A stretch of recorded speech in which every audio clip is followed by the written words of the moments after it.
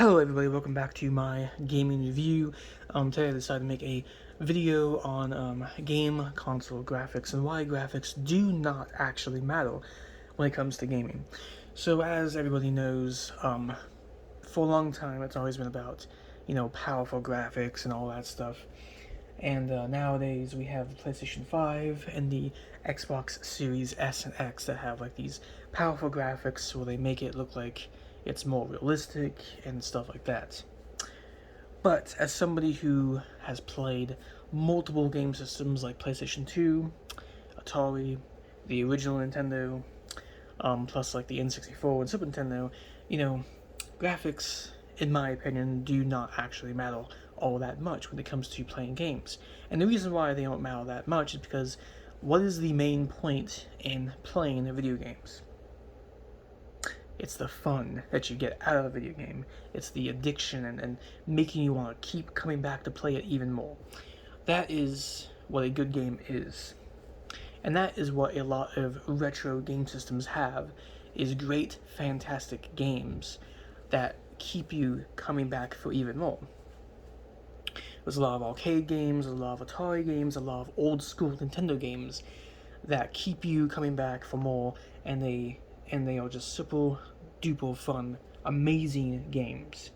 And even though the graphics on these old systems are not super duper powerful, and Mario does not look almost like an actual human being to us, like he doesn't look like this yet. Like they're trying to make the PS5 graphics and Xbox graphics look like that, but when it comes to gaming, a good video game does not need the best graphics. And I've known that for a long time because of my experiences, especially with that guy down there.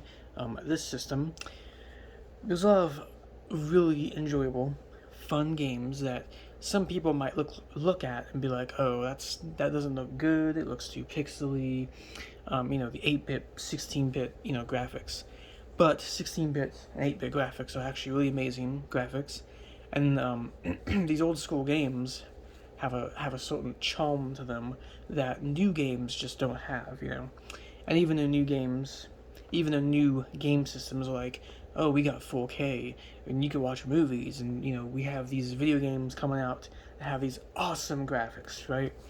But all these new video games fun because a lot of new video games, in my opinion, get very boring after a while, and even though they're very good looking, I can't play them for as long as I can play a old game like Donkey Kong, Mario Bros, or Berserk, or like PlayStation 2, Star Wars Battlefront, right? These new games never keep me coming back. I haven't used my PlayStation 4 in like probably 2 weeks now, and I've been mostly playing my Atari down there because I've been having a blast with it.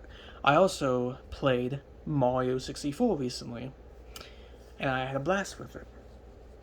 So even though graphics have always been like a big deal when it comes to gaming, and we've always these game companies have always tried to make the greatest graphics ever and to make these super powerful systems, even though we have game systems that are very powerful and fast, and they have great, fantastic graphics. It always comes down to the games on the system and if the games are fun. I'll give an example of a game that came out on PlayStation 4 that I was very disappointed with. I'm a Five Nights at Freddy's fan. I'm not going to say I'm not, because I am a huge Five Nights at Freddy's fan. I love that game. And Five Nights at Freddy's Security Breach came out, and it was the newest game. And they were like, oh, this game's gonna have like the best graphics in the series. Oh, it's gonna be the most amazing game in the entire Five Nights at Freddy's series. So I downloaded the game, bought the game. I think it was like $20 when I got it, like $30. I think they had like a deal on it. So I got the game, and it was a buggy, broken mess. And even though the graphics are pretty good compared to other FNAF games and other games out there, the game wasn't very good. The new Call of Duty games, even though those new games have pretty impressive graphics, they're not fun. Halo Infinite, not a fun game. And I actually tried that game because before I got rid of my Xbox, I actually played Halo Infinite. And there was not that many game modes on the game when I first got it. And there wasn't really much to do, and there was some customization that made me happy. I played Halo Infinite for a few days on my Xbox, and I was like, well, I'm done. I'm gonna get rid of my Xbox now. So, when talking about graphics, I don't think that a good game means good graphics. I think a good game is a game that keeps you coming back, keeps you playing, and a good game is a game that you just have a lot of fun with, either with yourself, friends, or family. And a lot of these retro game systems have a lot of amazingly fantastic games that, yes, do not have the best graphics, but the whole point of gaming is fun. And game companies should focus on fun. You could have a good game with amazing graphics and have it be a fun game. But I'm just saying in my video though, my point is that you do not need a game system with the best graphics ever to have fun. If you want a really fun game system, you can get a PlayStation 2, you can get a Dreamcast, you can get an Atari, a PlayStation 1. A lot of these retro systems are just amazing consoles that have the most amazing games that you will not find on the PlayStation 5, the Xbox Series, or even the Nintendo Switch. There's a lot of old school Nintendo games that are just perfect for, the Nintendo 64, the Super Nintendo, the NES. There's a lot of fantastic, old PlayStation 2 games that you cannot play on PS4 or 5, like GTA San Andreas. Actually, you can play GTA San Andreas on PS4, but in my opinion, the original system, it's better to play on the original system, original hardware. The original Star Wars Battlefront 1 and 2 on PlayStation 2 were amazing games. Red Faction 1, Red Faction 2, Unreal Tournament, the original Doom games, all these old games that have like 16 8-bit graphics or like 3D graphics or whatever you want to call it. They were just fun games. They were enjoyable games. So, I think that people should never buy a game system because of the best graphics that they're trying to get. I think people should buy a game system because they want fun out of it, and they want to actually play some fun games. But anyway, with that being said, though, I'm going to end the video. I just want to talk about, game console graphics. In my opinion, graphics do not matter, though, because I could have fun with anything.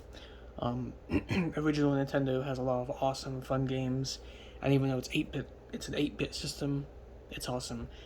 This guy down here, 8-bit console, I have loads of fun with this system, which is why it's hooked up right now, my Atari 2600. I mean, a lot of these systems just keep me coming back, keep me playing.